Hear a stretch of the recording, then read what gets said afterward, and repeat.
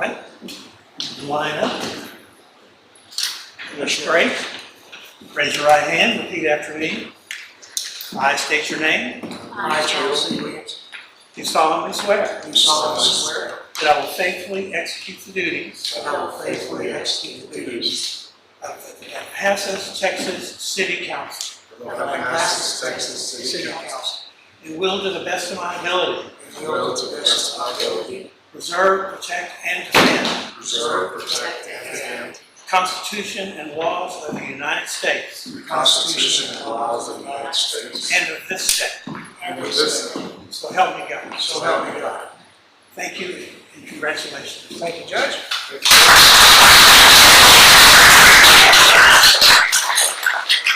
Yes. Oh, yes. Thank you.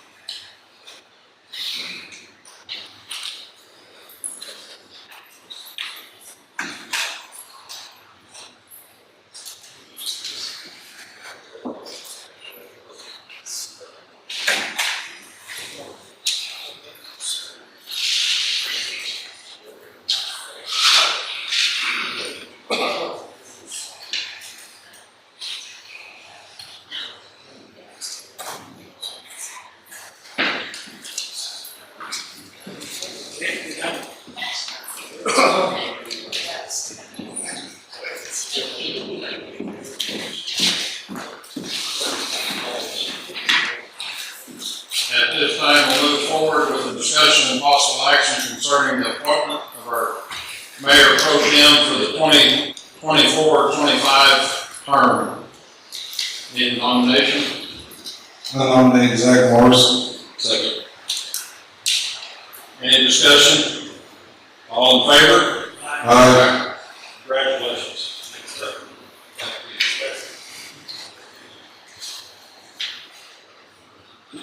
At this time, we'll move into our workshop session, call the workshop session to order. First order is Mr. Jason Jones, discussion of water study.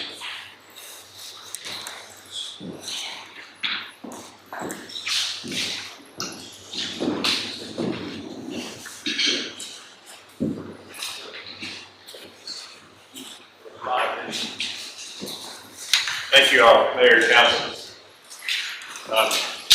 Jason Jones with Jones Zero and Associates. It's an honor to be here. I'm going to try to be brief today and talk through just an update, things we've been working on over the last 6 months. Again, it's an honor. I know this is a very important matter for the city, and I really enjoyed getting into the study, into the details, enjoy getting into the history. There's a lot of history in Lampasas on water. And I'm not going to share all that with you today, but I hope to present a paper in the coming months, and we can go over that in more detail. But for today, I presented a short little memo just to go through some things that we've done and what we plan to do, and share with you some of our findings. And please consider this a discussion. If you've got questions, don't hesitate to stop me and ask me. We can iron out anything, because before this goes to final paper, I'd like to make sure we get the highlights and get anything that you're interested in covered. Okay? So there's a few components to this study. It was a local water alternatives analysis. It wasn't intended to replace the water sources that you've got, like still hot solid. The intent is to take a look at what's around you, see what you can develop locally to either augment that supply or delay some expensive projects down the road, that sort of thing, and spend your money locally instead of on something that's 30 miles. That's really the intent of it. So we looked as much as finding new alternatives as crossing alternatives off the list is the intent of this study. So one of the first things, and you guys are well aware of your resources here on Sulphur Creek, the spring flows. I think it was never more apparent than the drought we had last year that creek was kept on flowing from the park. When everything else was drying up in the rest of the state. What a tremendous resource that is.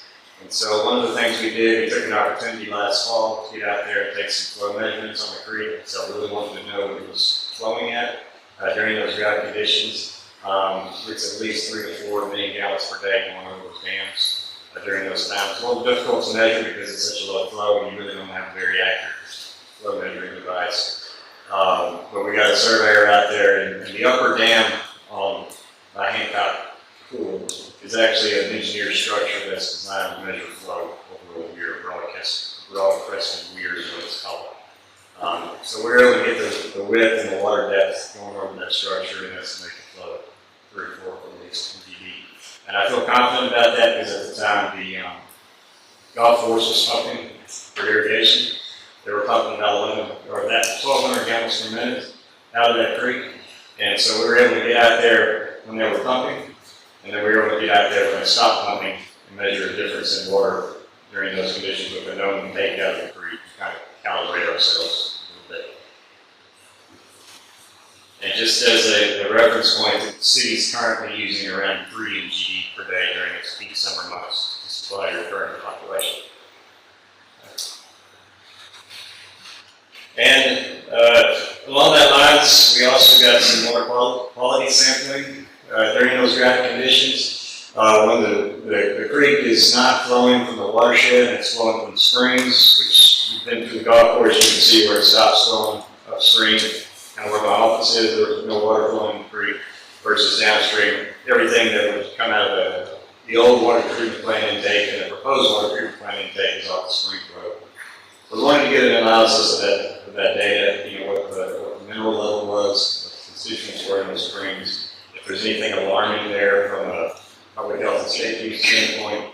We got a full cross-section of lab work in December, and we got another one elected just last week, where we got some flow from the watershed, so we're going to compare the two. I'll say the first one that we collected was encouraging. The only thing wrong with that creek is the salts and minerals in it. It's got a really high PDS concentration, 922 when we took the sample. Some of the individual springs are much higher than that, 3,000 plus. Just for reference, EPA's drinking water recommendation is 500 parts per million, and that spring is about 922. What you're getting from the lake is about 300 to 400. What were those initials that you said again? The initial You said the parts were, you said TTS? parts per million, milligrams per liter. Of what? That's 900. That total dissolved solids, that's a collection of a bunch of different things that are dissolved into water. The challenge with that is you can't separate it. It's like salt in a glass of water. You can evaporate it out and get the salts out. There's some other options with electrolysis types of technologies. The most known technology to get that salt out of the water is reverse osmosis membrane. It's got a really tiny pore size, and what comes out of that is nearly pure water.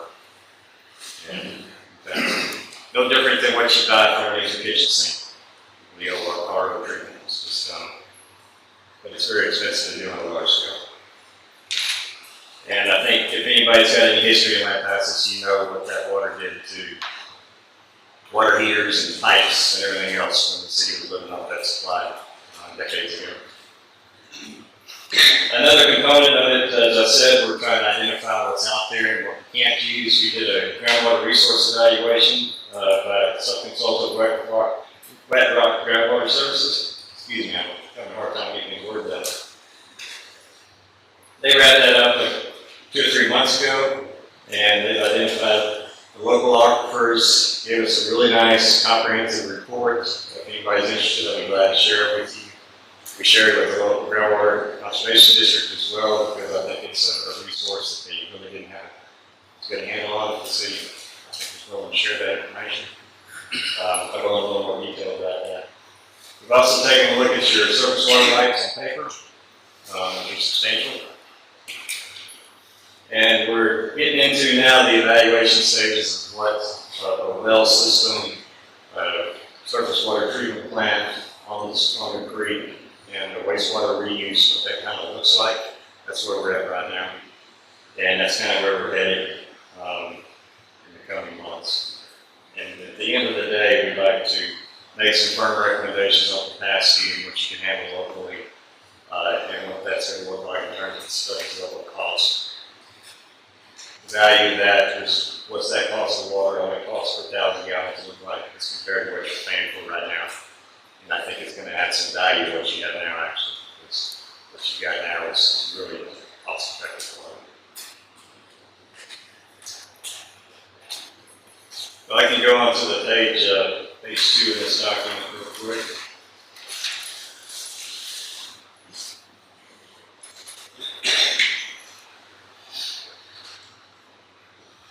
Just some quick notes on the groundwater resources evaluation real quick. Off the top, we cross off the Trinity Aquifer. That's the most well-known aquifer in Lampasas County. It's simply not a viable resource in terms of its drought tolerance. And the well yield that you can get in the Trinity here is just not there.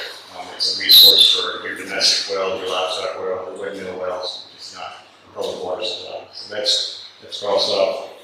We also looked at the Marble Falls Aquifer. I think that's a little more prolific in Barnett County.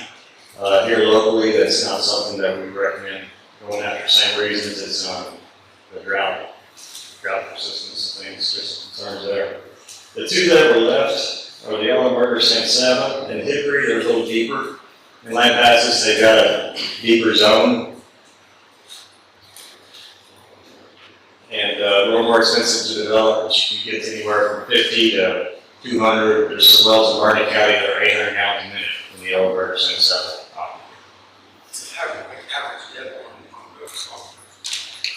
Oh, we're talking 1,000, 1,500 feet plus, pretty substantial wells. The Hickory is the lowest aquifer in Lampasas County. It's not something you can drink coming out of the ground. You have to run it through a treatment plant to use that aquifer. The reason we looked at the Hickory, though, is the potential for what they call an aquifer storage and recovery project. With the surface water flows in the creek, they're also drought prone, and the spring flows, while they did well, well enough last year. It's hard to say what they're going to do in years in the future, a decade from now, 20 years from now. Well, spring flows are also affected by groundwater pumping, and so there could be something that could affect that. I don't say it does, but they could. It's always out there.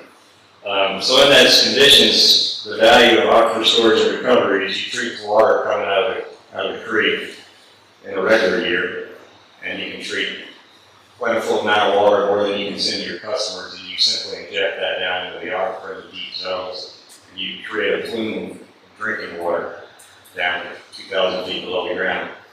And then during the drought years, you can recover that, not all of it, but you can recover that water that's stored down in those lower zones. Very expensive option, a lot of unknowns, nobody's done it here before. And it's also something that these deep wells are quite expensive.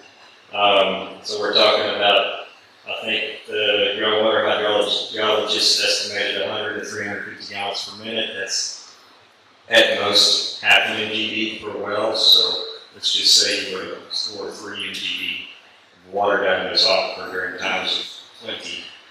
You'd be talking about 6 wells at the least, probably more like 10 or 12 wells. It'd be 2,000 plus feet deep. Get that water down there, and then when you're pumping it back, you get the same rate down as it is up. That gives you an idea of scale there, what kind of cost to store that water. So on that Hickory, just out of curiosity, this kind of fascinating to me. That on the Hickory aquifer, you mentioned that you have to treat that. What are you treating for? Is it because of the dissolved solids? It also has a high TDS level. And there's some other things there that don't have all the numbers right in front of you right now. Right, and so like, if you were treating that, and we have the waste that comes out of it, is that waste that goes back down into the deep aquifers?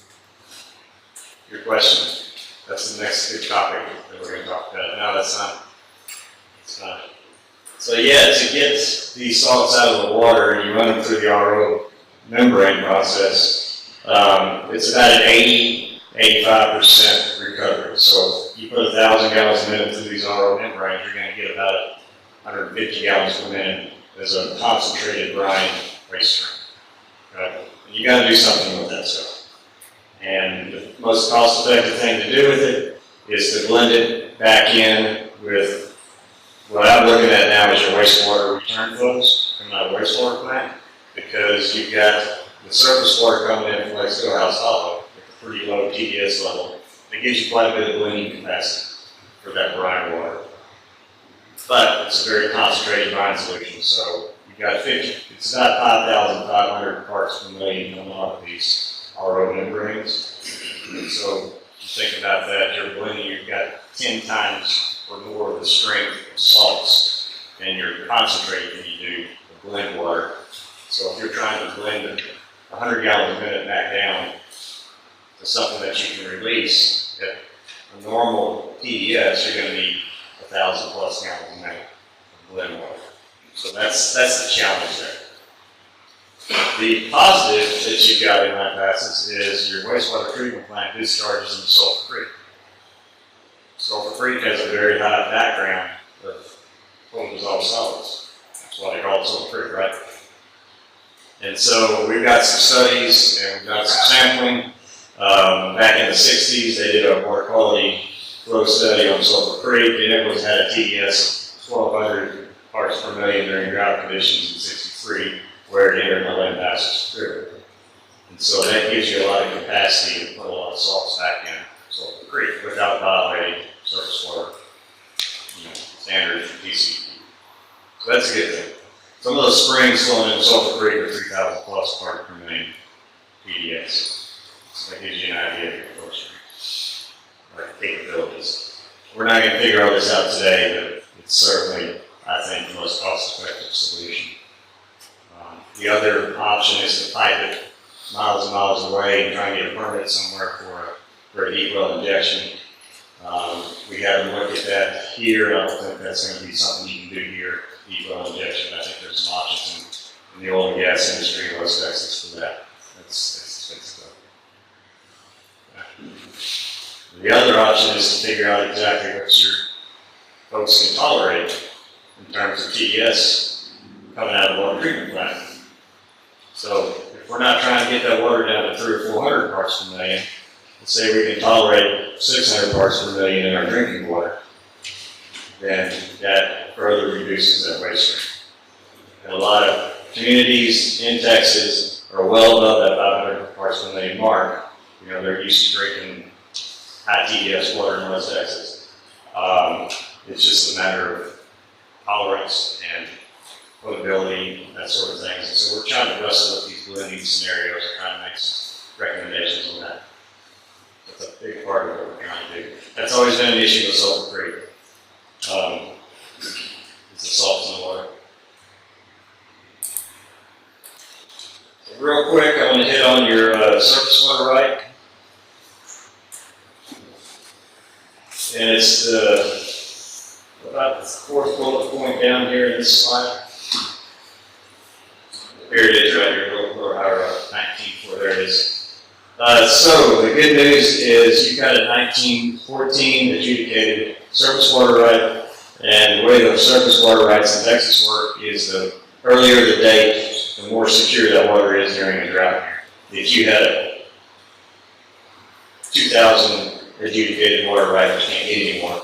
But if you did, and the river started dropping in flows, what's going to happen is you're going to get a call from water master and they're going to tell you to stop pumping. Because the guy that's got a 1914 water right, upstream or downstream of you, needs his water and they can shut you off. So the earlier that water right was given to the city, which was 1914 in this case, the federal. And that was a total volume of 3,760 acre feet. Which in terms of scale, if you were to take that volume of water and use it on an average over 365 days a year, that would supply water for about 18,000 people.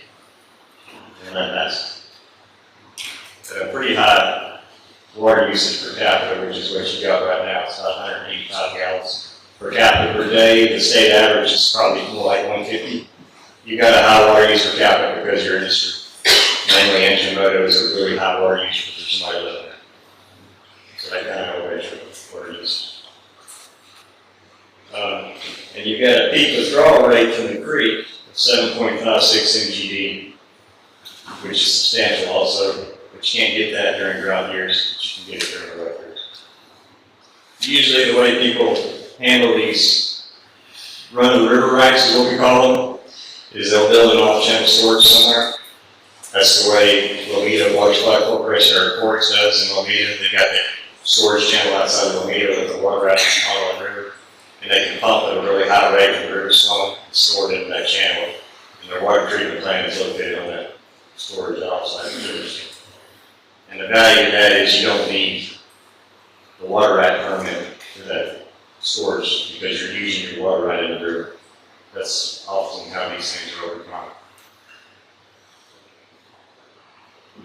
Again, though, the limiting factor is the TDS and what your people can tolerate in terms of drinking water.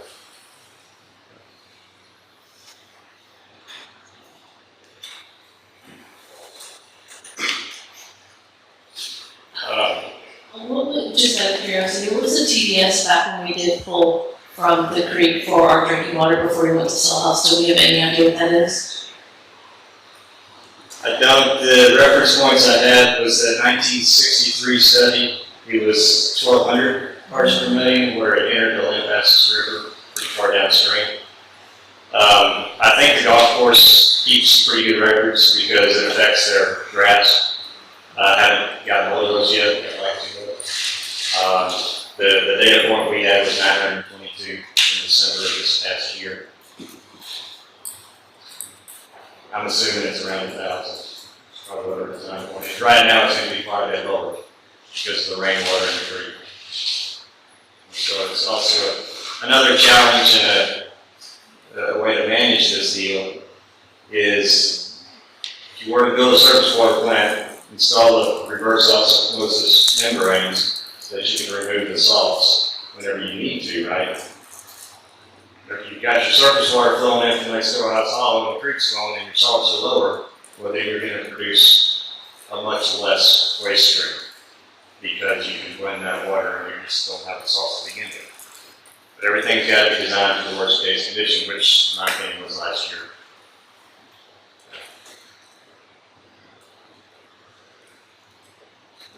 There's opportunity there, no doubt.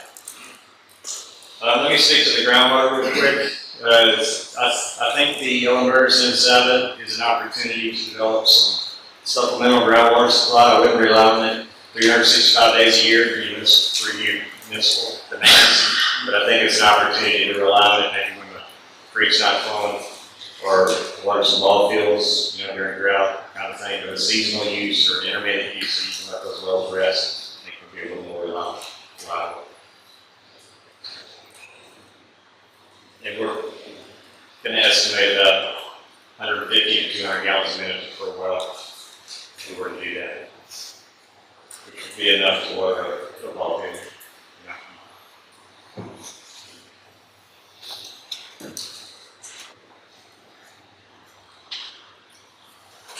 I'm going to pause there. Any more questions?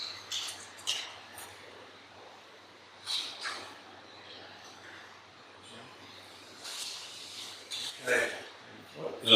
What's the cost for installing a reverse osmosis plant? We're working on that. Okay. Yes, it's a big spectrum, and it's not just the membranes, but it's what you got to put in front of the membranes and after the membranes and the whole disposal system that we don't know what. So it's not cheap. But the good news is you don't have to pipe it 30 miles. Great. There's a lot of costs in that too.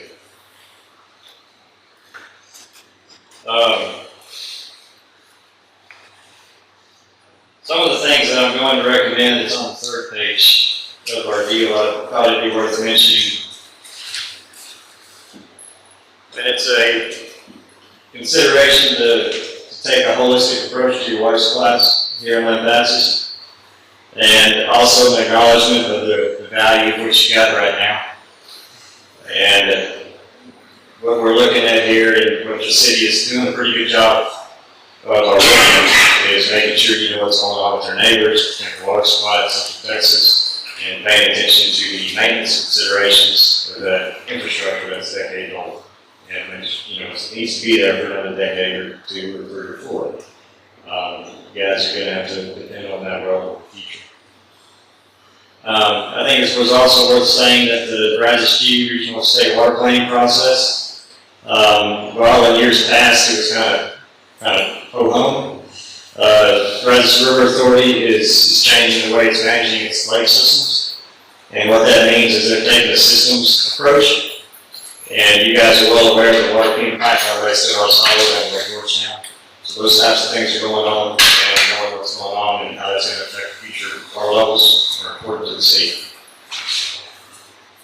And last but not least, the connection between the spring flows and the river flows and the groundwater supplies, and just participation in the Saratoga Groundwater District, I think, is something that could be considered and would be very valuable to that organization, because like it or not, they've got a pretty big job on their hands with all the growth of the county.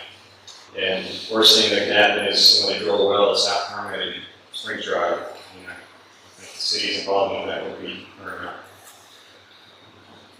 I'm going to close. You got a good moment. Any questions? Thank you. Thank you all.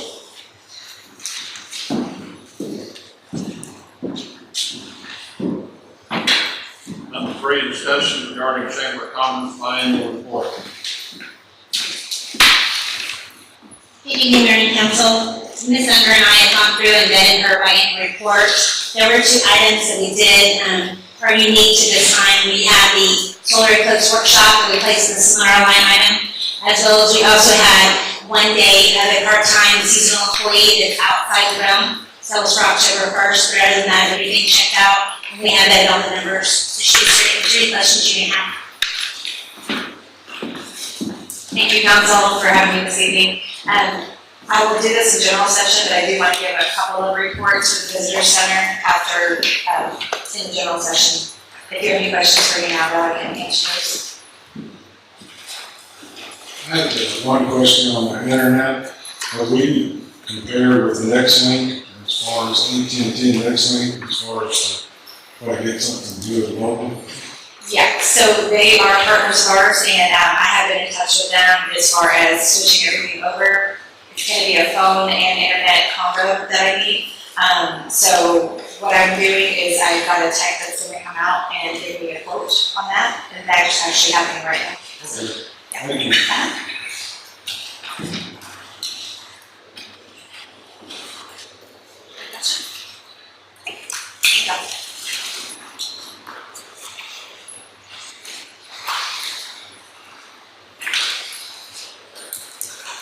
Discussion regarding Lampasas City and Lampasas personnel policy. Good afternoon, Mayor and Council. This particular item is something that we discussed internally and wanted to bring forth as a policy change. This is typically an internal type of policy. And so with that, after reviewing what we had, this is where I can actually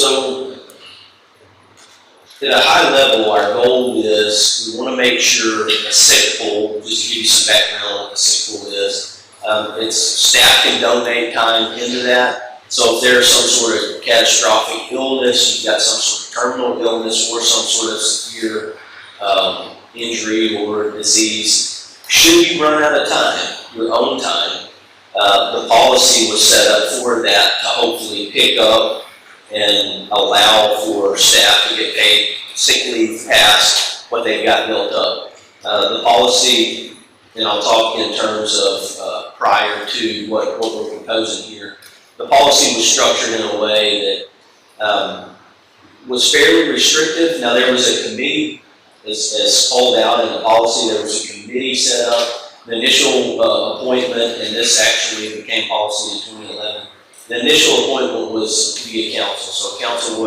would pick staff members, appoint them. That committee then would hear as needs came up from staff, and be able to make a decision if this was a severe or terminal or whatever it was based on the doctor's notes, and then allocate that time.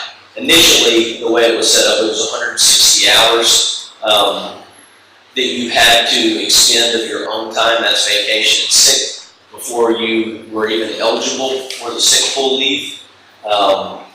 You also had to put in between 8 and 40 hours yearly from your own sick leave into the pool that was managed. And so those are some things we kind of looked at, how the committee was structured, who does the appointment, how the time is kind of set up and allowed to be used.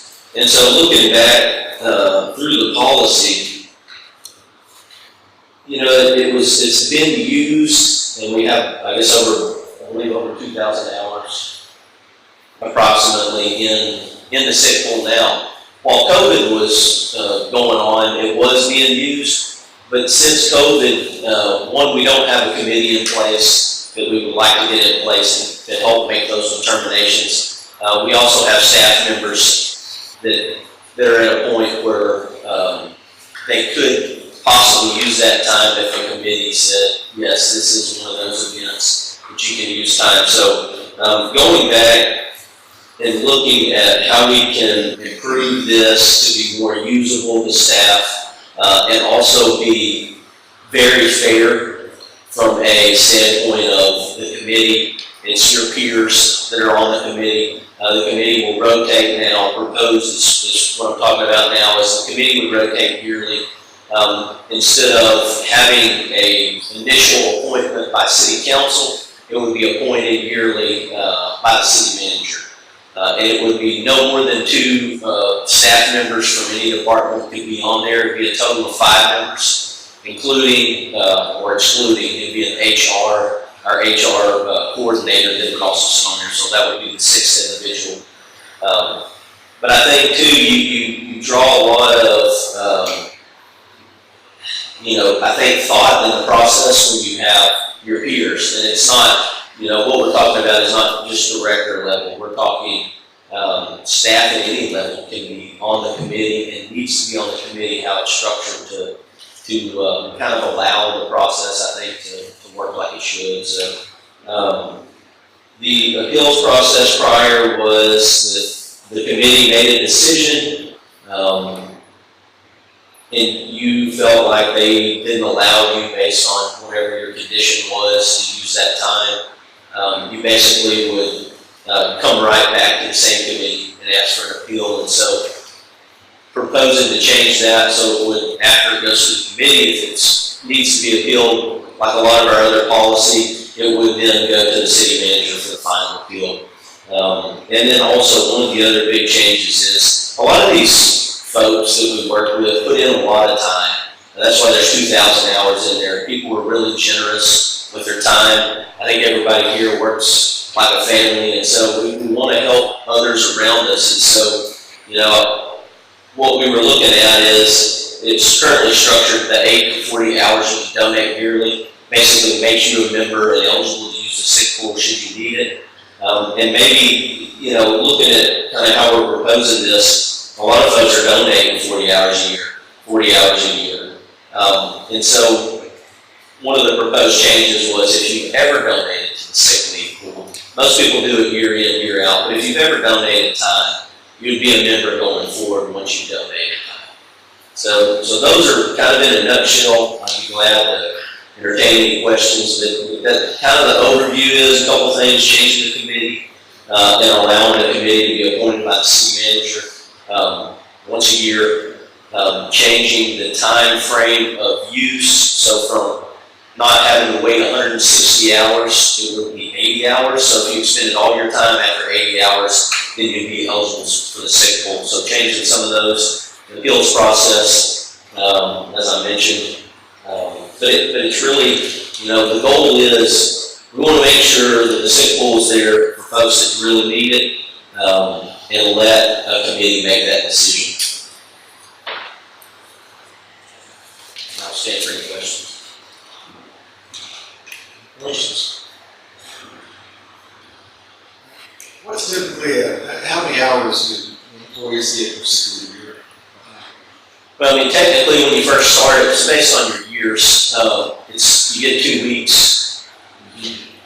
And so I think it's a good point. For an example, and I think it's good just to kind of throw that out there. If you have an employee that's worked here years and years and saved up that sick leave, but they have some sort of major surgery and they're out for an extended amount of time, this pool is for that. It's not for individuals who are hurt on the job. That's a totally separate deal. This is if you have, like I had knee surgery years ago from a soccer injury. It was just something I needed to have done. And then something catastrophic or some other, illness hits you, and you've expended a lot of that time. That's really, kind of the goal is to pick that up. I think most people are good with the time.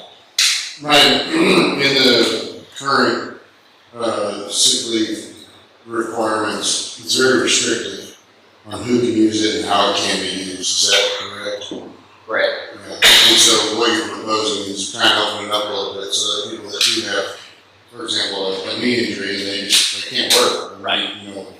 That would allow them to use it, assuming the committee would approve that use. Okay.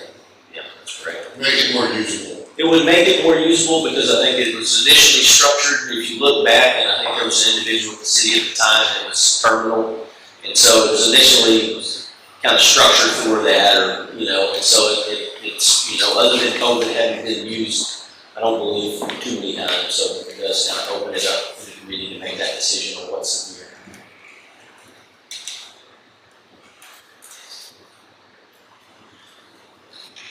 Thank you, Ryan. Thank you.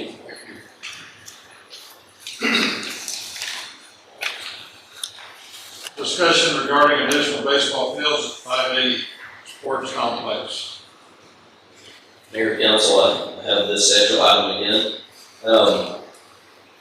Our Parks Director couldn't be here tonight, but I will give you kind of if you read the summary statement of what was provided to you, there's some background on the Parks Master Plan from 2004, the 580 Sports Complex. We have 2 softball fields out there now, 2 soccer fields, rodeo arena, currently underway, some hike and bike trails. So there's a lot going on out there. This was actually brought forth by the Lampasas Little League, and Cody Leach is here tonight to talk a little more about it. He's the president, along with some other folks that are here with that as well. I can tell you that, as you consider these types of improvements, there's always positive impacts when you bring in tournaments, whether that's baseball, softball, soccer tournaments. You bring in folks from outside of the community that are spending tax dollars here. And so, something to always consider. The other thing is making sure that we're using the 580 Sports Complex kind of to its potential. So there's some, and I know everybody's been out there and you've seen it, there's some pre-graded areas out past the basketball courts. This is the area we're talking about, and that Cody will talk about tonight a little bit. But considering 4 fields, I think is really what he wanted to talk about. Baseball, possible softball, but kind of what that might bring to the community. If you have health tournaments out there, I can tell you, my new next door neighbor across the street called me today, and that's what he does for a living. He does baseball training. He's part of a club out in Dripping Springs, and he's taught baseball. That's his whole job. He's like, I can guarantee you, if we had enough fields here, we would do a lot of tournaments. People would come from all over, and I'm sure Cody will tell you the same thing. I think the other thing, one last thing I want to make sure that you keep in mind out there, with everything we kind of have going on, we still need to, as far as the Parks Master Plan, we need to make sure we plan. If council gives us direction at some point, we'd like to go forward and build some fields. We also need to think about parking. You've got a lot of different activities and events going on, and kind of how that plays out. Parking probably at this point would be limited if we didn't also build some parking. You need some parking probably on that west side to accommodate some of those fields as well. But just kind of as an overall, you're talking some baseball field, but you also need amenities, parking, and a few things. And I'll turn it over to Cody if you'd like to.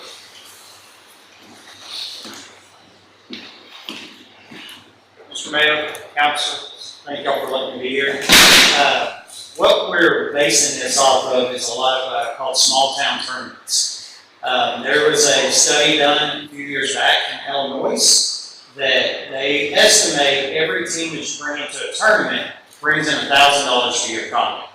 So, I'm not going to insert y'all's math skills or anything like that, but if we have a 50-team tournament out here, that's $500,000 coming into right here into Lampasas. I look at a lot of y'all right now, and I know I'm one of the ones hitting on Did you say $1,000 in here? a team. Yes, You sir. said 50 teams? Mhm. It's 50,000. Okay, yes, sir, sorry. But the catch is the money coming in, it really is more than that.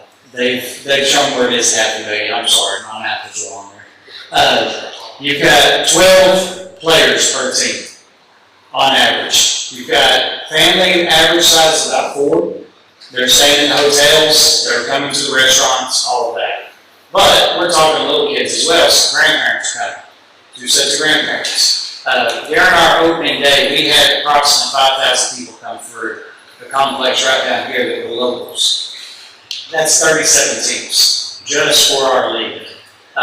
Most of our softball teams went over to Barnett this past weekend. There were 63 teams over there. And that whole park was jam-packed behind their YMCA over there. And really what we're trying to do is, one, money to come into the economy. 2, we want to give our kids the opportunity to play these tournaments. And the field sizes that we have right now at Turner is just not quite big enough for some of these tournaments. We could maybe host a 6U, 8U tournament, but if it's 14U or some of them older groups, we do not have the fields to be able to do that right now.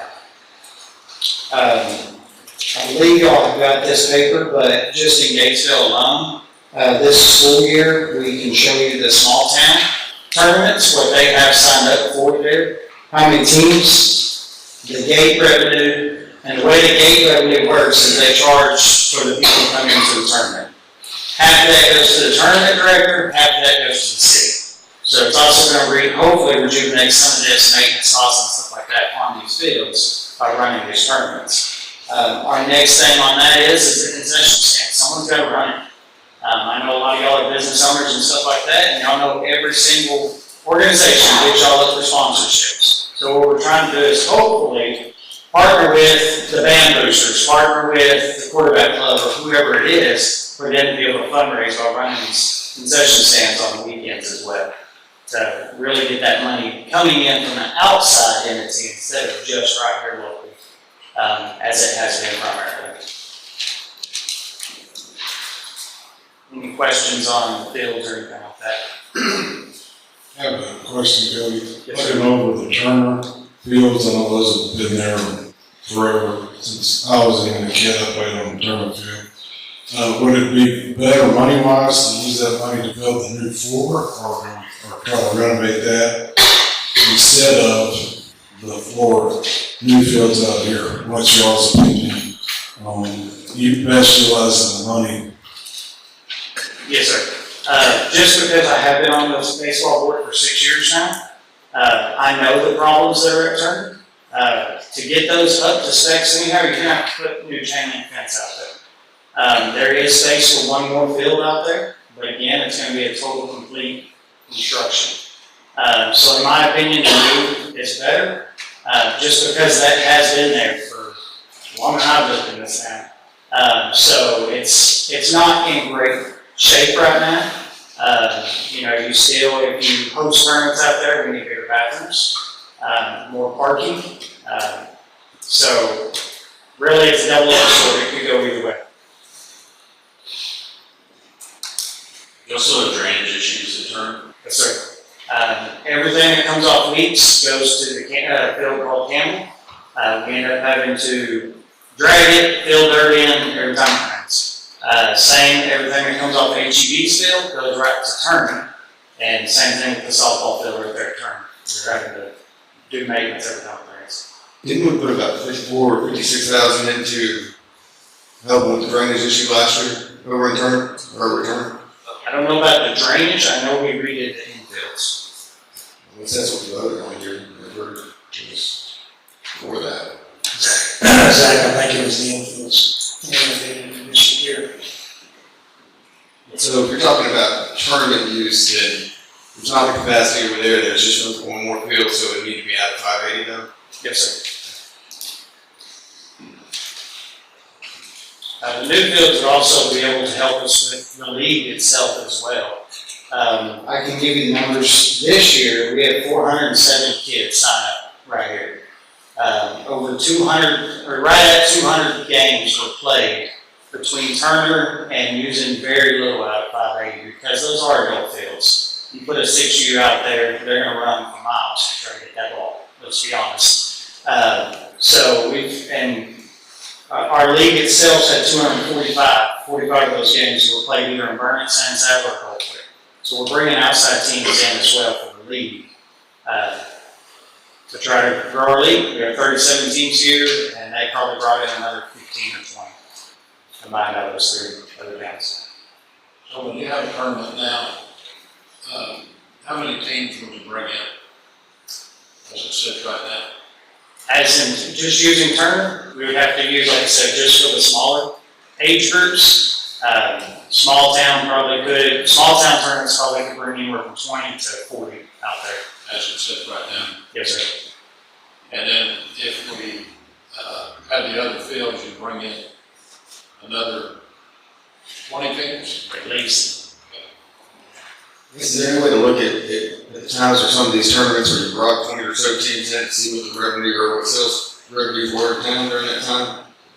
Kind of look at those numbers if it's close to $1,000. Well, the only tournaments we're running right now are local at the end of the season tournaments because of other issues with Turner Complex as well. What about a couple years ago when y'all had that big tournament where it was 2 or 3 years back, y'all had a pretty good sized tournament, it was like a state thing where the kids were playing for rings and stuff. Do you remember how many teams were there then? And like what kind, like when that happened and like what kind of revenues? Because isn't that what you're asking for, Zach? To have like some money? And so since y'all did do those tournaments now one time, have you any numbers? Last year was the first year we ran our own end of the season tournament. And again, it was local teams only. The years before that, we were Texas Teenage, and those were hosted in like Gatesville, Brownwood, stuff like that. I think it was the year when Bubba Kirkpatrick was down. You know what I'm talking about? Can you help us with I don't know that? any information about it, I just knew they had the Texas Teenage here. Yeah. Maybe it was one age group, maybe 2 age groups to play. Yeah, and do you remember what year that was? So that we could look, y'all could look at numbers? Way before us. Yeah, It was like right before y'all, I think. Probably 3 years before us. So maybe 2017-ish, maybe? I'm not sure, because Bubba was already gone by the time I came on. We started completely from scratch. Yeah, I was just trying to get Zach's numbers. And so we're talking about the idea of more fields at 580 though. Talking about youth fields or adult fields or softball fields. Youth fields, 2 baseball, 2 softball. And really the only difference between that, you can use them for both. One's got grass infield, one's got dirt infield. Baseball prefers grass, softball prefers dirt, but you can play either one. That's exactly what we just seen in Burnett this weekend. There's a few things that, like I said, I just want to know. It's what the actual potential, like some solid kind of numbers, looking at what the investment is for the city and how much it's gonna cost to do that. It's what the potential return is there, because, I mean, it's great when we host tournaments and we all, stuff for kids and adults and softball, but just looking at the financial perspective of, like, how's that actually look? And who is also gonna be, talking about bringing in revenue through these tournaments?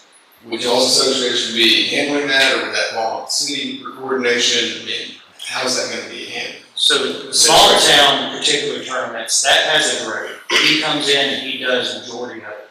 I'm not saying we won't have to do anything, but he gets the team signed up and all of that kind of stuff, and that's why he gets half the day. Yeah. That's how they get paid, is that how? Correct. Yes, sir.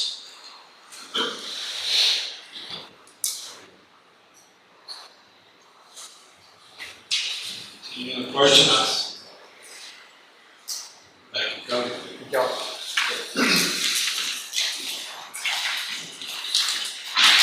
Next one up, number 6, discussion and possible action regarding lighting upgrades at Turner Complex. Mayor, council. This one is definitely not new to council, and we've discussed in the past over the last few years, but to give you a little bit of background again, our electric department has done an outstanding job keeping the lights on the critical fields, making sure that they kind of rob from Peter to pay Paul and use, every avenue they can to keep lights. But I think I think last year we thought we were at the end of having anything to salvage off of some of the other poles, but definitely this year, I think we're there. So with that said, last year we actually had a contractor come out, take a look at the facility, give us a kind of a high level cost estimate, which was about $850,000. One of the goals, not just lighting, but is to get the electrical underground, as far as safety goes and kids out there. So putting that underground was one of our goals. We could go back and do lighting, improving what's out there. There's a kind of a breakdown by tech line, and it's in your packet. You've got several sheets, but the big thing that we're really looking at is, and I think the staff has kind of gone back. We've met with LCRA, we've met with different folks out there trying to see what we can do to cut some costs. And Techline is who we purchase a lot of our electrical items from. They actually broke down all the materials to about $249,000. And so that would be looking at staff then doing, or our electric department doing that upgrade, improving what's at Turner Complex, the full electrical system. These numbers are for the lighting specifically. There would still be some cost, transformers, things like that, conduit, conductors that has to be pulled into those runs. But this is kind of the overview, talking with our electric superintendent, Wayne. He feels that based on our cost, we do the majority of it and they install it and the other materials that we would need to buy, right around $100,000. The one thing I will note, and and I believe Becky had added in, I think everybody got the sheet that actually has, if they did the pole and the foundation installs, it adds about another $107,000. Those types of foundations are not something we typically do in-house. We do have a drill truck. These types of foundations are about 11 foot deep to 12 foot deep. Not something we'll typically drill. I think also the auger size or the diameter of that drill shaft is a 36 inch, I think, so we don't have an auger that does that. I think setting the poles and doing the foundations would probably be advantageous to have a contractor do that. We would do the rest of the install, pull the electrical wire, hook everything up with the lights, those types of things. So this is really just to kind of, is another alternative to what we've had in the past where we said, hey, we want a turnkey, come in, put lighting in, what's it gonna cost? So this is kind of leveraging our knowledge and staff's knowledge to do some of this in-house and kind of reduce costs. One other thing I will say as well, TechLine also has a program where they'll let us finance out to, 7, 8, 9 years if we wanted to do that as well and break it up when we're working more operational budget year in, year out instead of paying for it all up front. So there's some different options with TechLine. And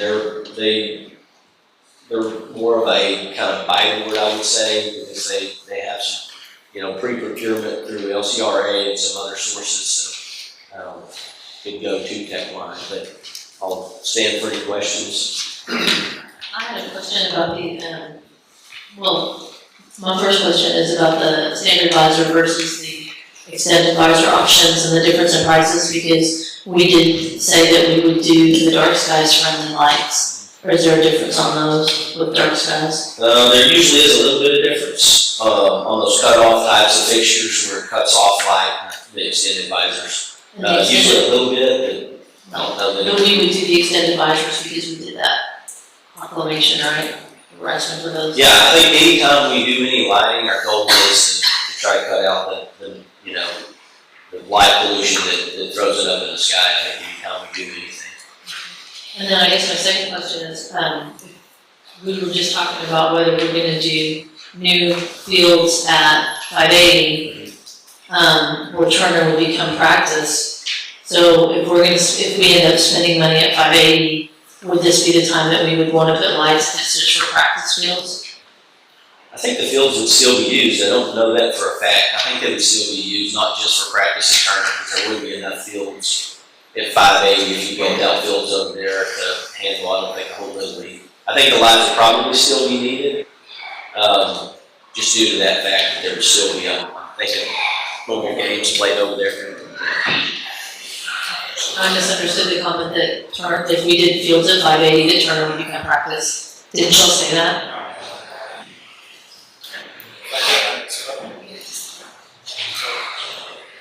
Ryan, you know how much that Synapse wireless control of this Wi-Fi on and off field runs? How it works? No, how much does that cost?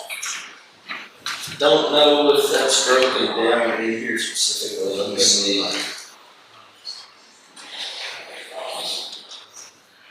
Yeah, they don't have it broken down for each of these items. I can get that cost though. You don't mind. I don't think the control hub is that expensive, but I can get a cost. And, Councilman Davis helped me find it so did you know that I didn't read this? Because it's on the summary from Chris Iker on the summary statement. It states that Turner Complex fields will be used as practice fields. That was the original.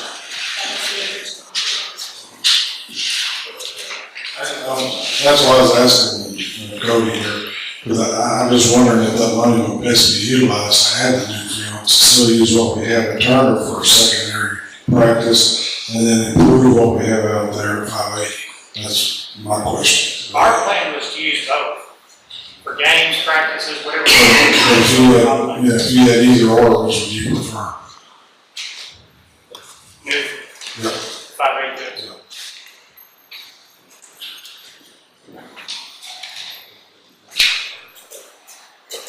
Any other questions? You know how long it's been since Turner's been upgraded at all? I do not know that. I don't know if Finley knows. Lighting poles or? I think to clarify what the question was, Councilman, Chuck knows this because he's here in '04 when they did the Parks Master Plan, but that was the original thought.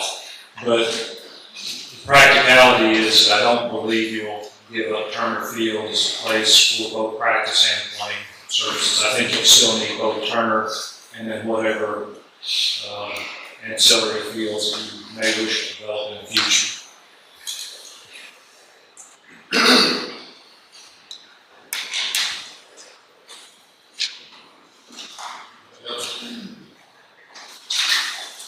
Thank you.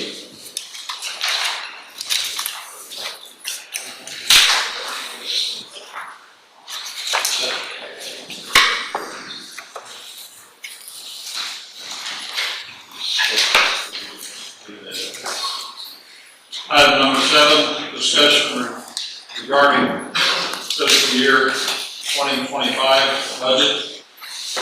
You guys want to fund some baseball fields for next month? That certainly is part of the conversation, but I do want to provide a very brief update in terms of the city's budget process. Staff is currently working on not only their year-end projections, but also their budget for FY25. The direction from staff, the direction from my position has been trace your feet in the sand. We're not doing anything extra. We're not putting things into the budget capital-wise. Those are decisions that are in the purview of council. So we want to make sure that where we are right now, and based on what we budgeted last year, that's where we want to start. That's our starting point. Anything above and beyond that becomes deliberation between council and direction from you to us in terms of what we need to include.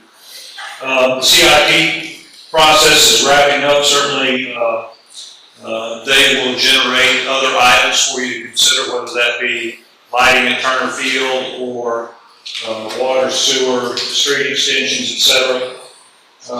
We do want to also remind you that we seek your direction and input, particularly if you have an area that requires further study or is the basis for a workshop to go over things. And in the past, we've done that on utility rates, not only utility rates, but utility costs and how that translates into rates. We've also taken a look at capital projects, we've taken a look at personnel needs. We just as coincidence, we also will be starting this process with LEDC in a very similar fashion this coming week, and think it might be timely for that and a number of other reasons to take a look at maybe a joint meeting date with LEDC, perhaps on a off meeting night if we're looking at a off Monday, June 3 or 17. Might be something that we'd ask you to consider on your calendars for a joint meeting. Obviously, we want to touch base with LEDC on that to see, but not only as it relates to budgeting and dollars, but also just what's going on.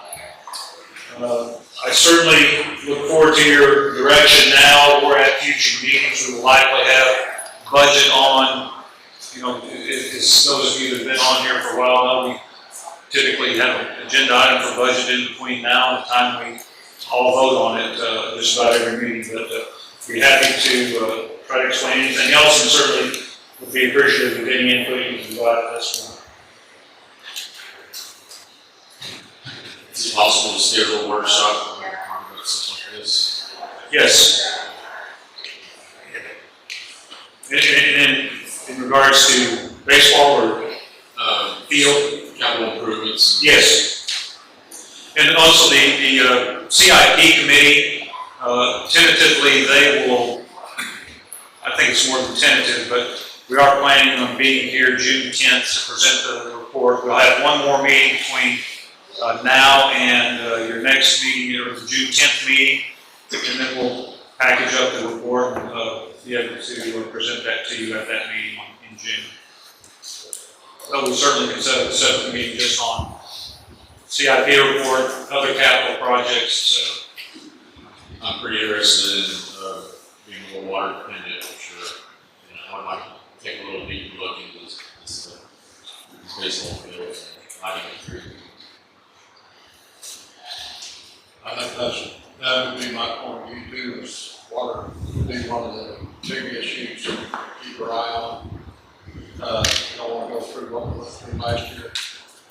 Also, ball fields and those types of things, that does help us in the economic development. I'd like to drill down a little bit deeper on that and see what it will bring into our community. And not just, I'm not totally just fixated on the ball fields or anything like that. Maybe there's some other projects along those same lines that would fall into place on that. I think it's important that the city gets some returns on investment. One of the things that I do like about what Chris Harrison has done with the rodeo, you know, he's talking about bringing in 8, 9 rodeos a year, I believe. Those things are returns on investment. It's a long game, but it does help our citizens, it helps the agencies here, and I think it's important for us to keep our eye on that. And of course, we got to have water. Thank you very much.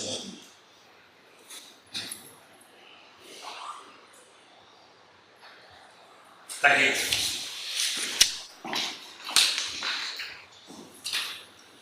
Any other discussion regarding any items on the regular agenda? And at this time, if not, we will call the workshop adjourned. And we'll take a 10-minute recess, and we'll be back. We lose a couple of council members. Okay.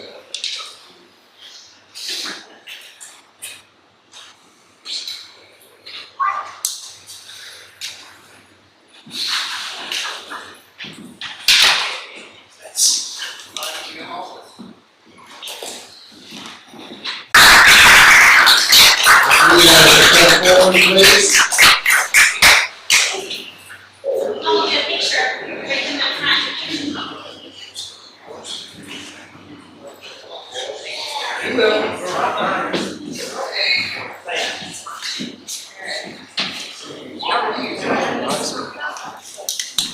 Good job, good job, man. Good job. Good job. You shook too hard. There you go. Congratulations.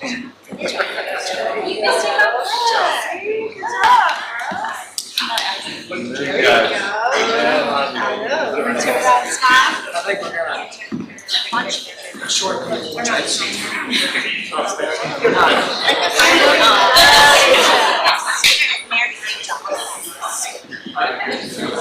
Yeah, back.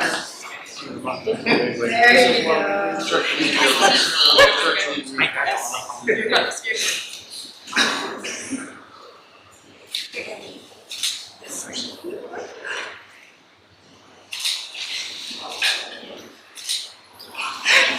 Hey, get one with this right here.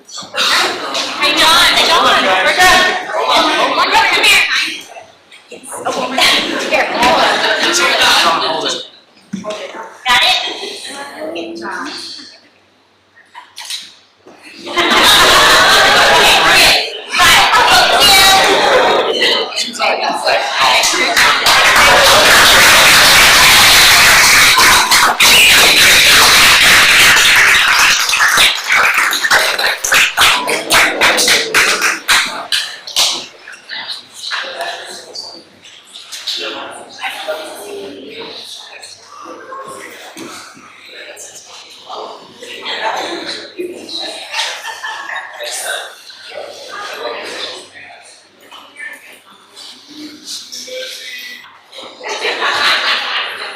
We have one more tonight. Community champion, we'd like to recognize Mr. Humble. Brandon Humble is a caring and selfless person.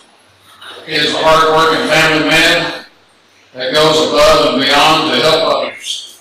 He has given his heart and will stop to help anyone, anytime of the day and night. Whether they're having car trouble, a flat tire, even if there's a motor vehicle accident, he is quick to jump into action and to do what he can. Brandon displays integrity, perseverance, and is committed to making a difference in the community. While Brandon is a veteran and currently works for the PDCJ as sergeant, he has a small engine repair business where he has on more than one occasion made repairs at no charge. He and his family have also provided window units and dinners to those in need. He is a true community champion and deserves this recognition. On behalf of myself and the City Council, we are pleased to recognize Brandon Humble as a community champion.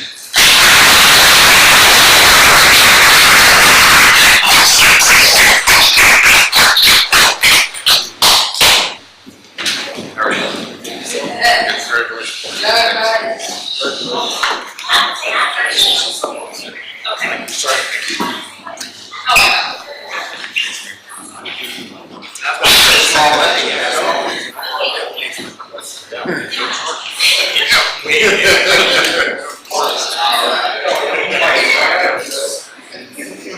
Thank you. Okay. Maybe You know, family? do what you gotta do, take care of it. Would you like to do some family club with you? Yeah, we- Family, friends, anybody else's friends?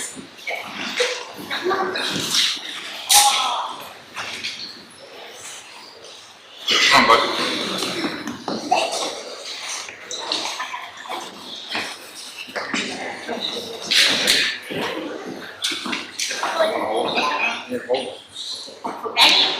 Ready?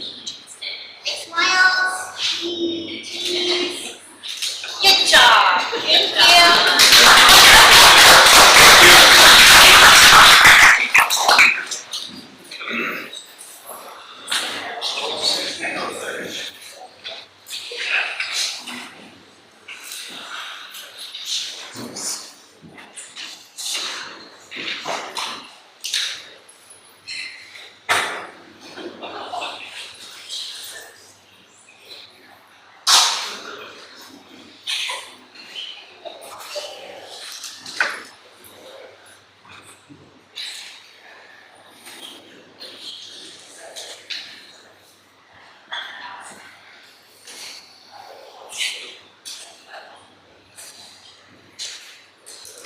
And at this time, we'll have a couple of proclamations here. Zach Morris will read the National Police Week proclamation. National Police Week Proclamation. Whereas the Congress and President of the United States have designated May 15th as Peace Officer Memorial Day and the week in which it falls as Police Week. And whereas the members of the Lampasas Police Department play an essential role in safeguarding the rights and freedoms of citizens of Lampasas. And whereas it is important that all citizens know and understand the problems, duties, and responsibilities of their police department. And that members of our police department recognize their duty to serve the people by safeguarding life and property, by protecting them against violence or disorder, and by protecting the innocent against deception, and the weak against oppression or intimidation. Whereas the Lampasas Police Department has grown to be a modern and scientific law enforcement agency, which unceasingly provides a vital public service.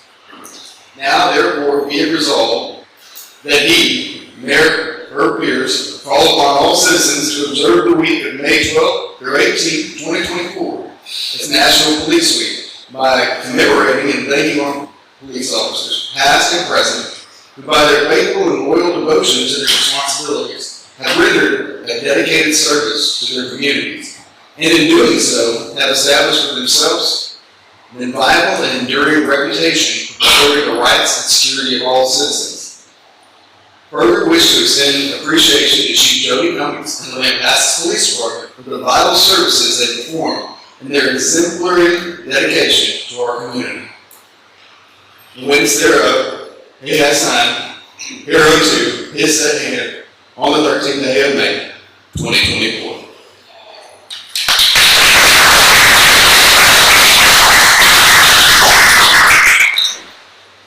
Councilman Kenny.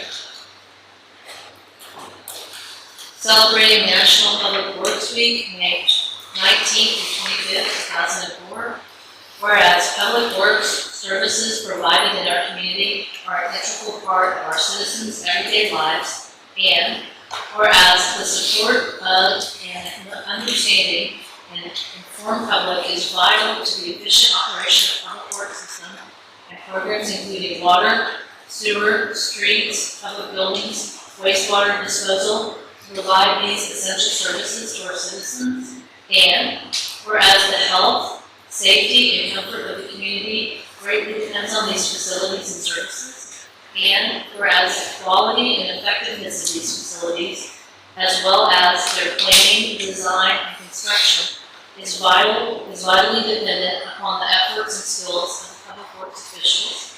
And whereas the efficiency of the qualified and dedicated personnel who staff Public Works Department is materially influenced by the people's attitude and understanding the importance of the work they perform.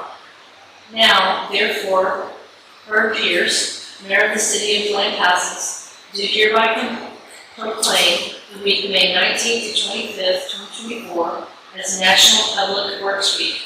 in the city of Lampasas, and he calls upon all citizens and civic organizations to acquaint themselves with the issues involved in providing our public works, to recognize the contributions which public works officials make every day to our health, safety, and comfort and quality of life. In witness whereof he is hereunto set his hand and caused the seal of the city of Lampasas to be affixed on the 13th day of May, 2024.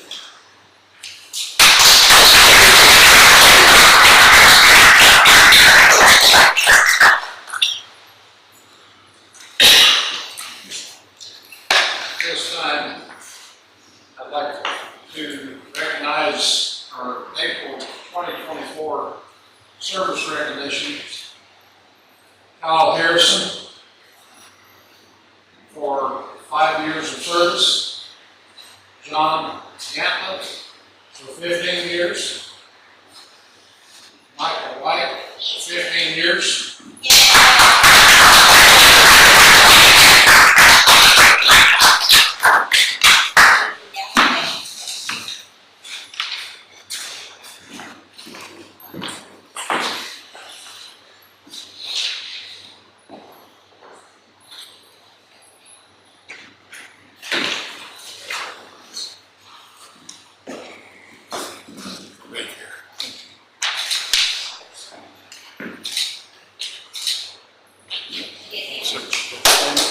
Just bring it up here.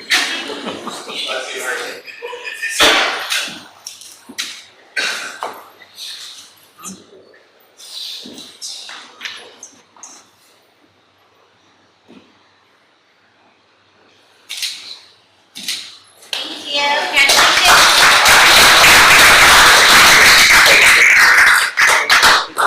Stop it. Okay.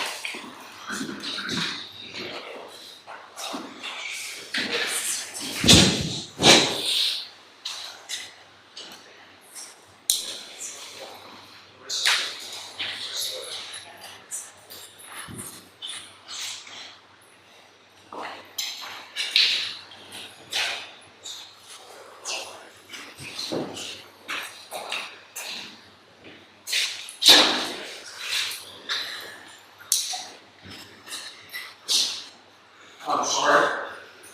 And Marissa Smith for 5 years.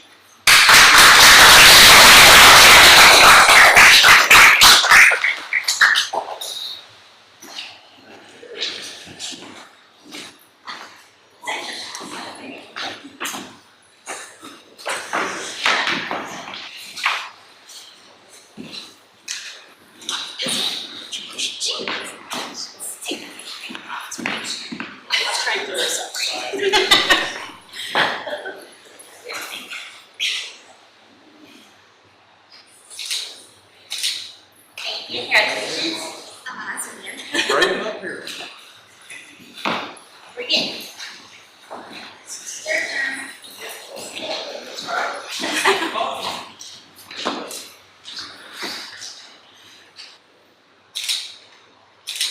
Thank you. Congratulations.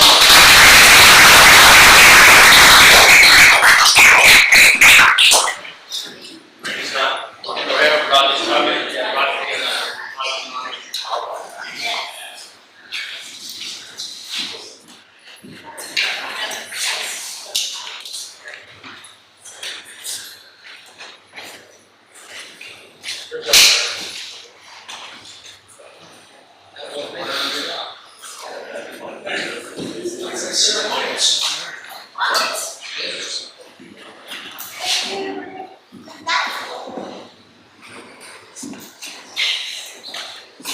I wanted to know that last week was Professional Municipal Clerks Week.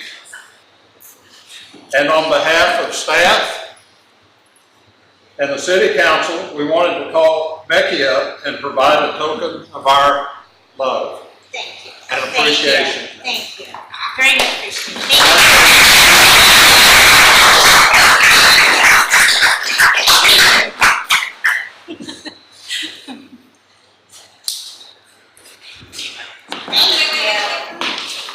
Thank you. No more work for me today.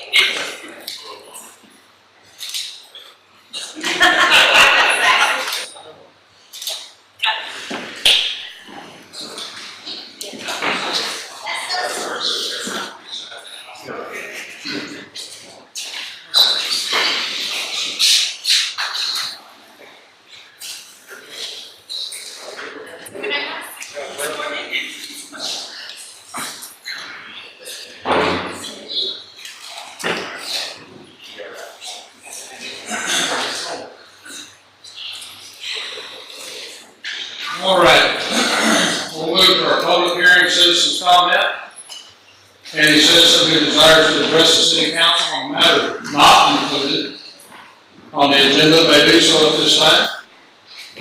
The city council may not deliberate on items presented under this agenda, and there is none. Any citizen who does desire to address the city council on a matter that is included on the agenda may do so at this time. And there is none. Discussion and possible actions concerning approval of minutes of the regular meetings held on April 22nd, 2024. I didn't see any corrections, recommend approval. Second. All in favor? Aye. Consent agenda, discussion and possible action regarding the purchase and charges in excess of $4,000 from April 1st, 2024 to April 30th, 2024. Discussion and possible action regarding the February 2024 investment report. Discussion and possible action regarding March 2024 investment report.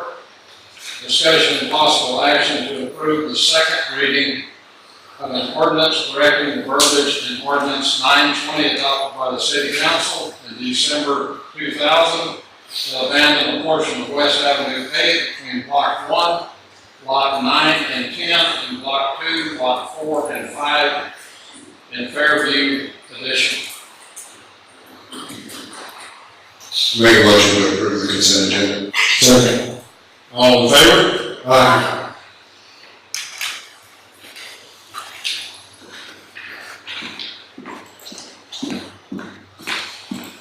Any matters? City manager's operational report. Give him a few minutes.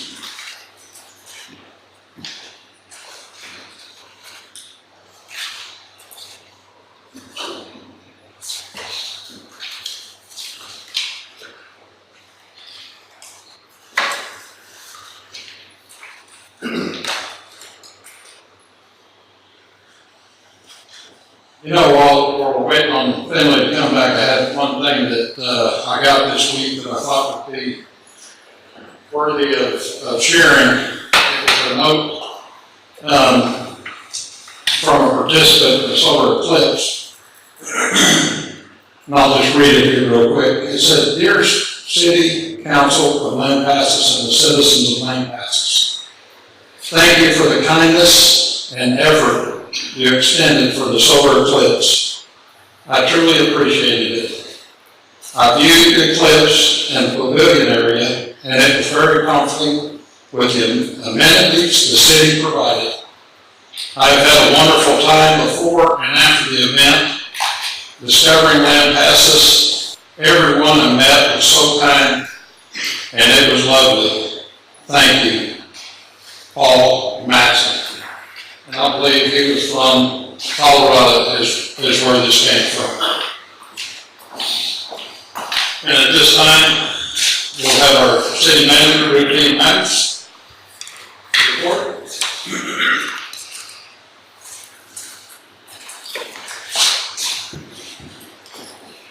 Good evening, Mayor and Council. Just a couple of brief items to report to you. In regards to what's been going on with the lake and water levels over the last week to 10 days, we did have a historic rise in the Lampasas River. It has gone up, actually today at 626, currently 100% full. The rise did represent about the third highest recorded since 1962 at 66,000 CFS. To put that in perspective, typically the city of Lampasas will use 3 CFS a day. So that tells you, gives you some perspective of the volume of water that went into Stillhouse during that particular rise. We have reached out and talked to our partners over at Central Texas Water. And they have notified us that the Lake Cliff plant weathered the rise reasonably well. They can also now put into use the pumps that were at shallower levels. We have also included in the report the notification of recension of all their water conservation measures, which we will follow suit on unless there's any objection to that. Sulphur Creek, we did take the opportunity on May 2nd to take a tour, and this is something that isn't new to anybody. If you've been in and around Lampasas, you've heard about the possibility and connectivity and the desire to have a trail system that would connect from Brook Park to 4th Street, Hancock, Campbell Park area. But it was somewhat enlightening to actually get on the ground and take a look at it. There are some areas that really are pristine between 8th and 4th Street, but the areas between 5th and 4th Street are in need of some sort of code compliance and substandard building enforcement. The property and connectivity, we believe, and I think other folks believe, represent commercial and public use development opportunities that could be to the benefit of both. We'll continue to take a look at this, and we're at least one property owner is excited about the prospect of a possible public-private partnership that would benefit both parties. You do also have EMS report in your packet. Of 378 total calls, 186 or 49% were generated in the city of Lampasas. Additionally, another 28% of the total calls, or 77, were generated by transfer from Rawlinsbrook Hospital. Average response time in the city was 5 minutes and 23 seconds. On the hostess house, we did have a pre-construction meeting on May 10th with staff, contractor representatives, and Alliance Architecture. The agenda, which I believe is included in your packet, includes scheduling, communication, contract requirements, and submittals, and inspections. The meeting also brought up the opportunity to discussing value engineering and cost savings, and typically the period of time that it takes from a pre-con to a shovel in the ground is 30 to 45 days, and we think that's going to be somewhat accurate. There are a number of RFIs that contractors submitted to the architect.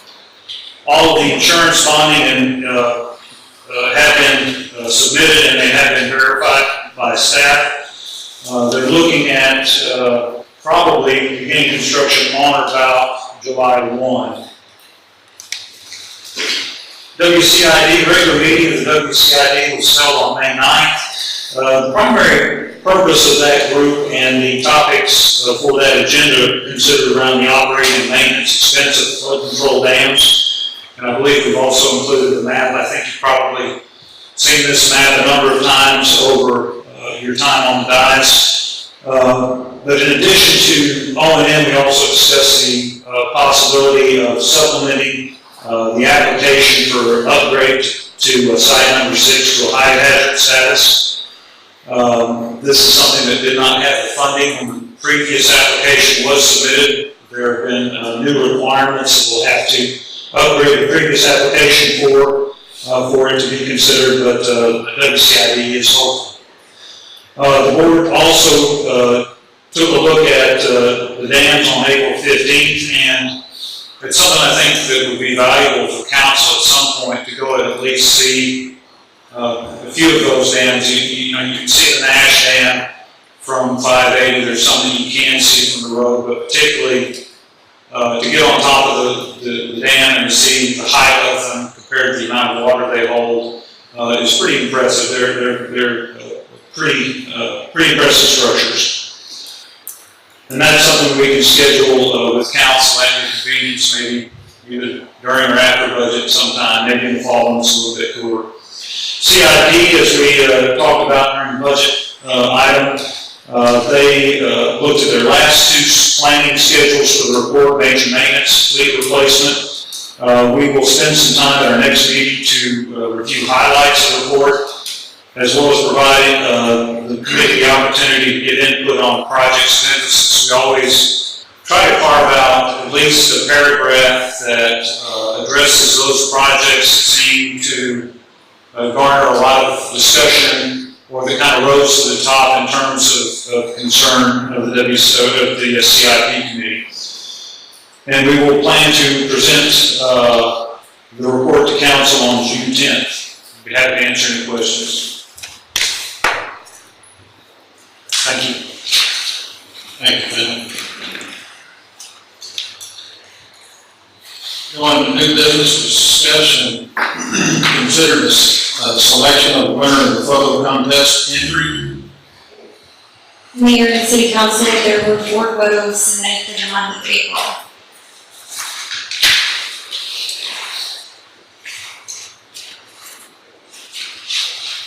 Make a motion on each report.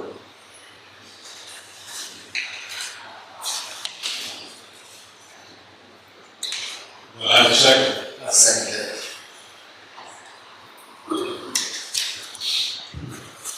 All in favor? Aye. And 4 it is. Any opposed?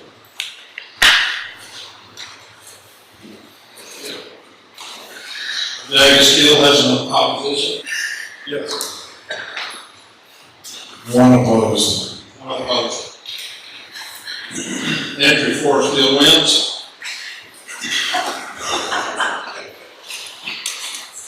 I like number 3.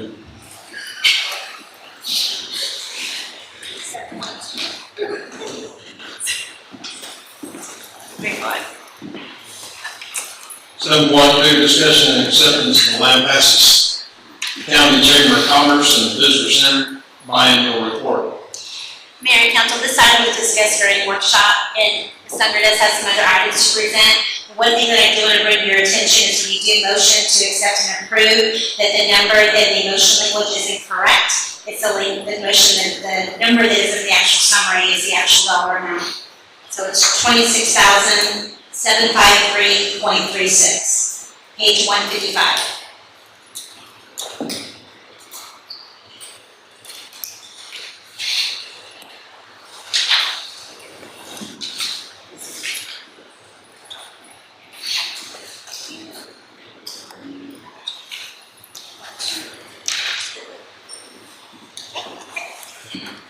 I make a motion to consider, to accept the Lampasas County Chamber of Commerce and Visitor Center biannual report for quarters 1 and 2, and to authorize reimbursement in the amount of $26,753.36. That's it. Any discussion, questions?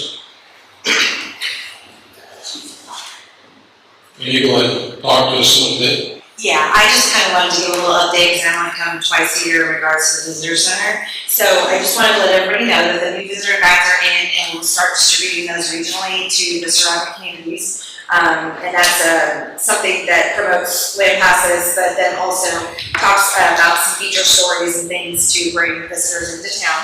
I also want to let everybody know, since last time I was here, the building has been painted, there's new fascia board, and there's gutters at the expense of the Chamber Foundation, who owns the building. So we've gone ahead and made those upgrades. And then I did some paint inside during COVID, and I'm probably gonna finish the actual building here, probably in the fall, because it's really hot to do it otherwise.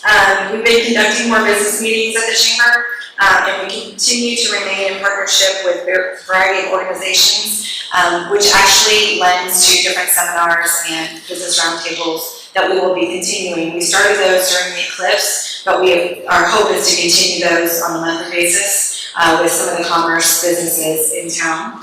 And then also, we were open extended hours for the eclipse, and I would like to report, as you did, that we had, I don't have numbers, but we were open for about 8 to 10 hours a day, starting on Friday through Monday. And so we had quite a bit, and we collected all of that information. We made everybody sign in, we had multiple conversations, and I would say about 80% of them were from out of town. I mean, definitely 80%. We did just conduct our rodeo 2 weekends ago. Huge success. To speak to your point, we forged a great relationship with the County of Lampasas Rodeo Association, so we'll be working with them on a more permanent basis in regards to helping support them. So that's all I've got for now, but thank you all so much. You know what the attendance was on the rodeo? I do not. Yeah, we don't, we have tickets, but we don't have counters. I have competitor numbers, and then I also have vendor numbers, but I don't have attendee numbers. So in barbecue numbers as well, so we don't click. We need to start that. Thank y'all. Thank you. And we have a motion on the floor. All in favor? Aye. None opposed? Thank you, motion.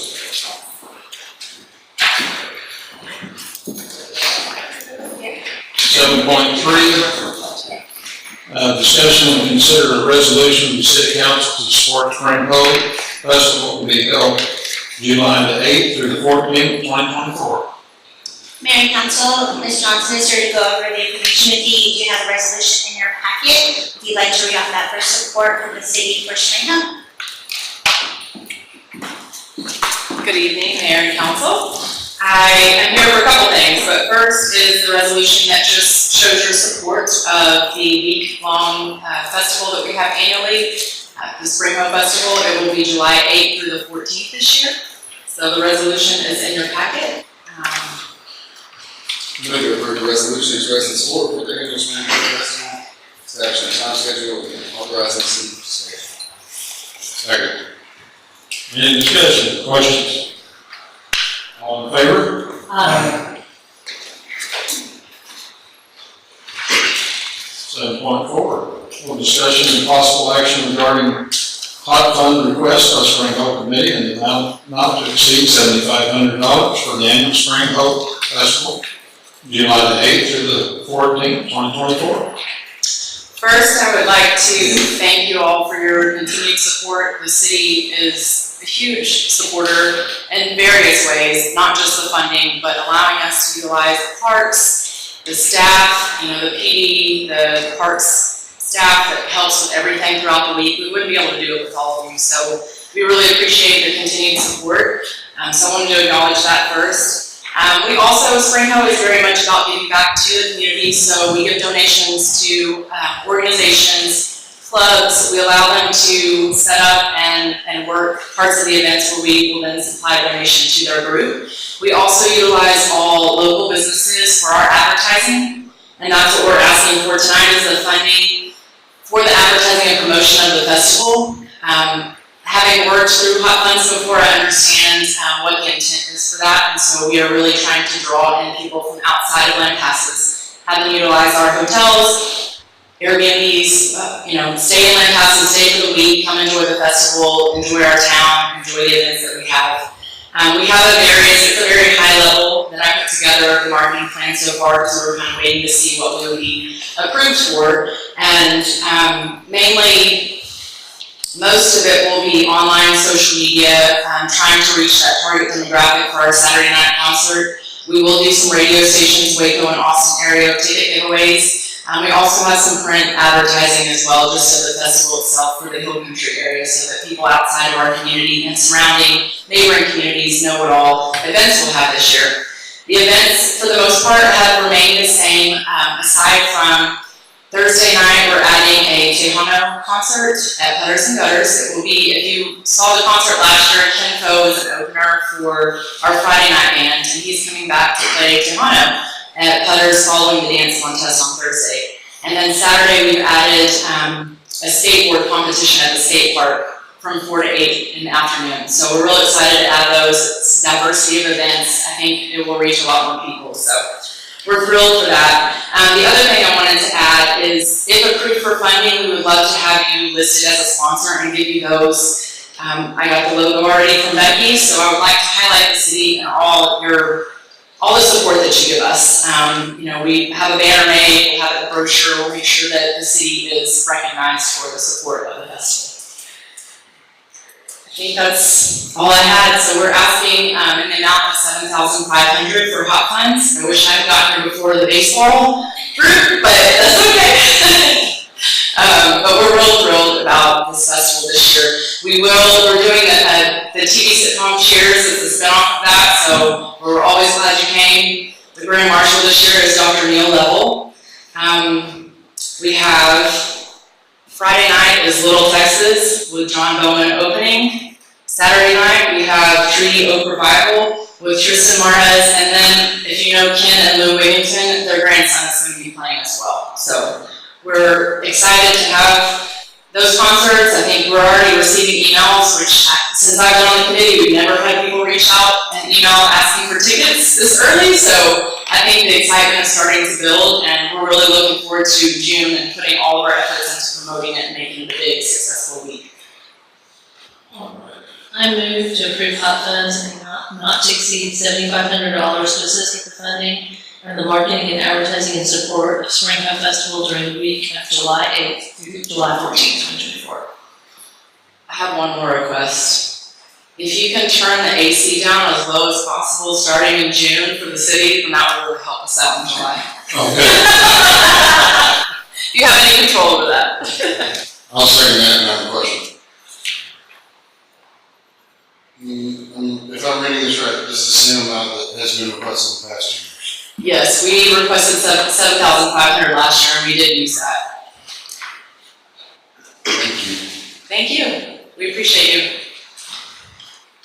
Second.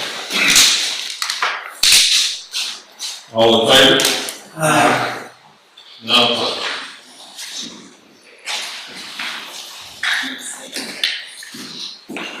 Seven point five, discussion and possible action regarding the approval of the Spring Hole fireworks event coordinated by Pyrotechnic Fireworks Incorporated to be held during Spring Hole Week at Gavin Garrett Soccer Field on July the 10th, 2024.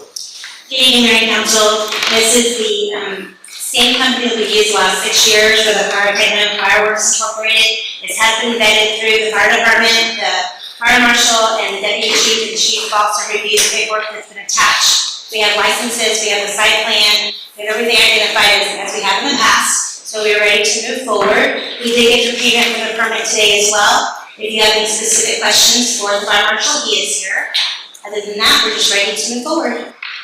Move to approve Pyrotechnical Fireworks Incorporated to conduct a fireworks display on July 10th, 2020.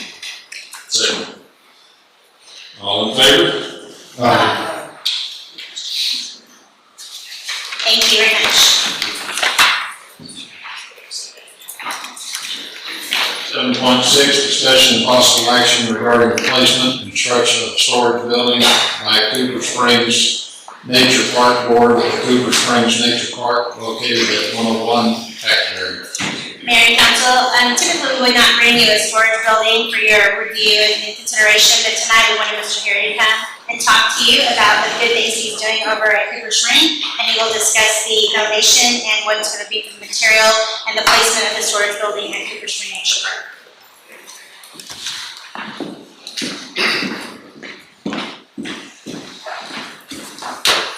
Thank you, Mayor. Mayor and Council, I'm happy to be here this afternoon. I'm accompanied by Rex Johnson. We are members of the Cooper Spring Nature Park Foundation, and I'm glad we're not here to ask for money. So you can take a breath. I want to give you just a little background of why, we requested what we are.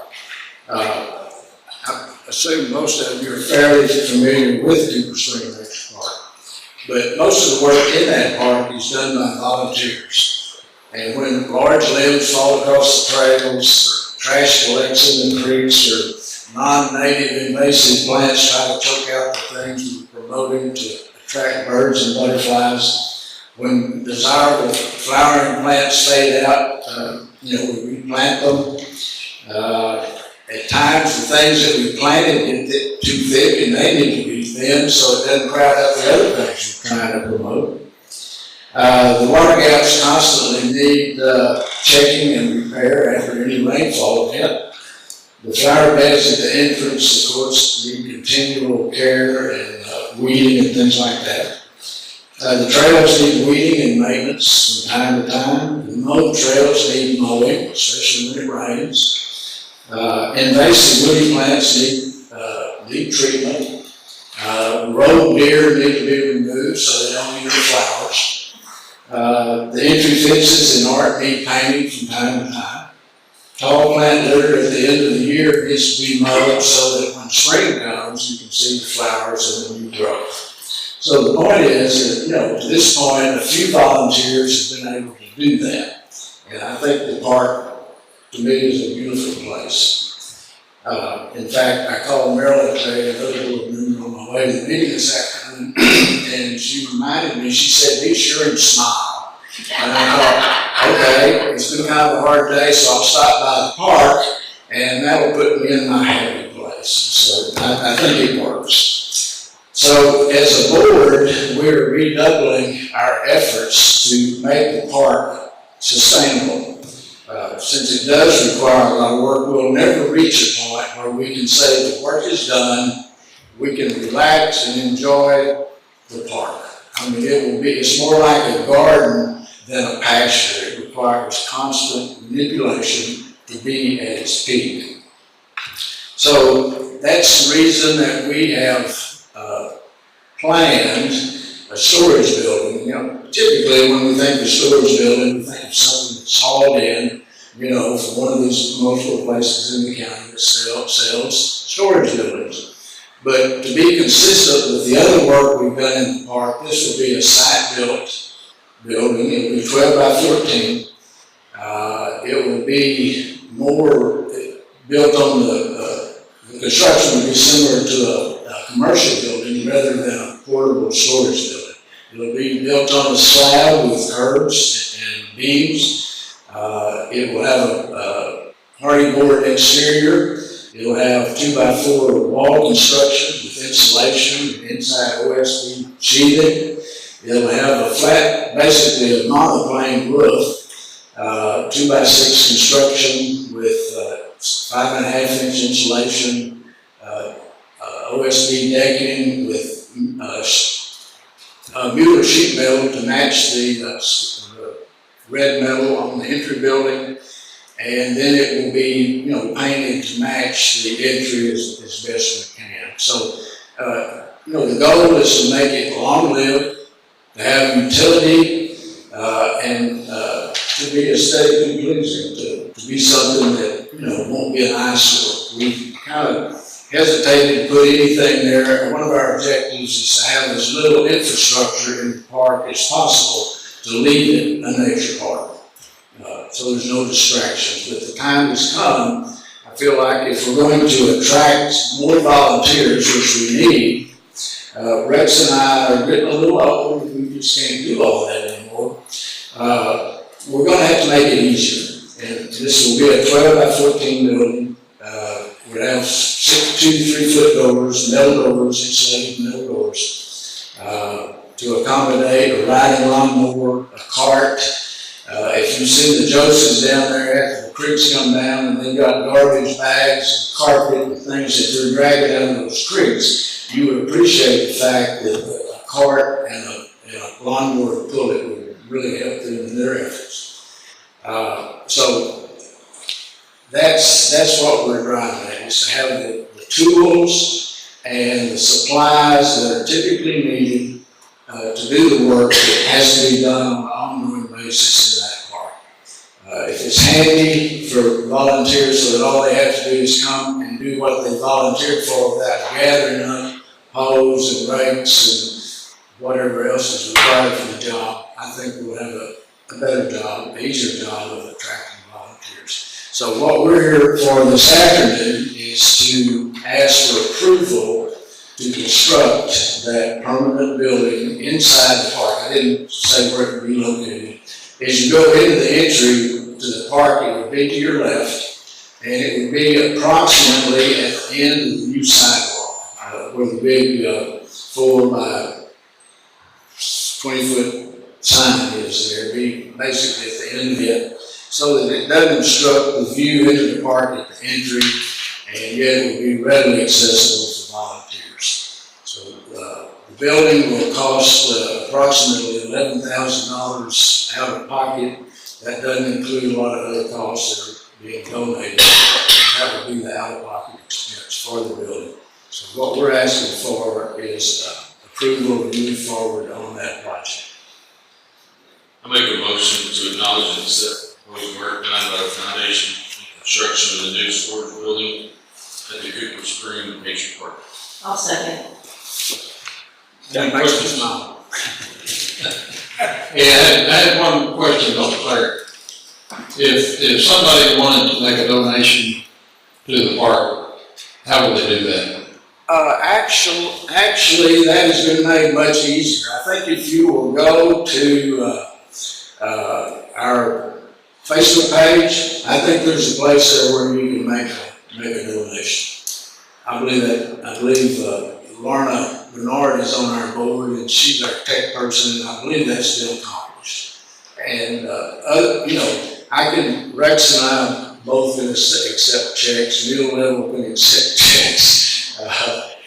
Amy McDaniel, Daniel Hodges, Barbara Adams, and Lauren Bernard, and Megan James would all be more than happy to take your check to the bank. All right. Well, I appreciate that. Thank you.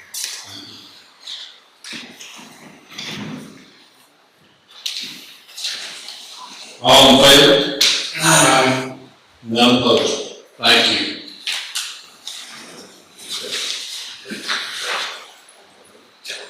Seven point seven, discussion and possible action regarding the first reading of an ordinance to amend the City of Lampasas personnel policy, section 8.156 policy. Thank you, Mayor and Council. We did discuss this in workshop. If there's any other questions or thoughts on this, I'd be happy to entertain that. Move to approve an ordinance to amend section 8.156 City of Lampasas personnel policy, repealing conflicting ordinances and or city policies, including a severability clause and establishing an effective date. Second. Any questions? All in favor? Thank you. Thank you. Discussion and possible action to move the Monday, May 27th, 2024 City Council meeting to Tuesday, May 28th, 2024, in observance of the Memorial Day holiday. Mayor and council, exactly what the mayor said. I would ask for your consideration for us to be able to move that council meeting. So moved. Second. All in favor? Thank you. Thank you. You got one opposed on that? I'm not opposed, but I won't be there.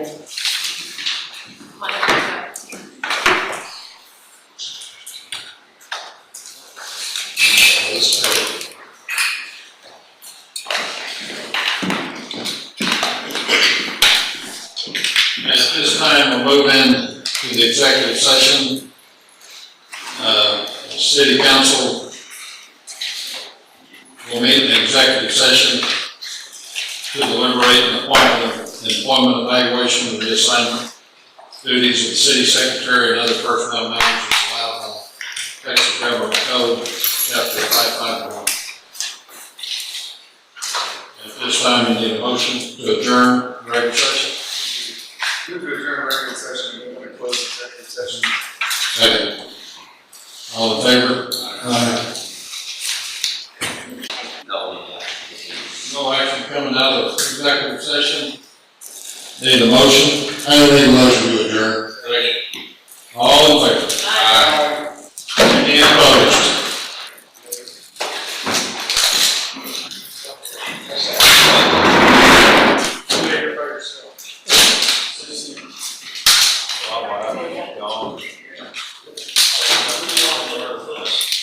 Get back to us. I will take the.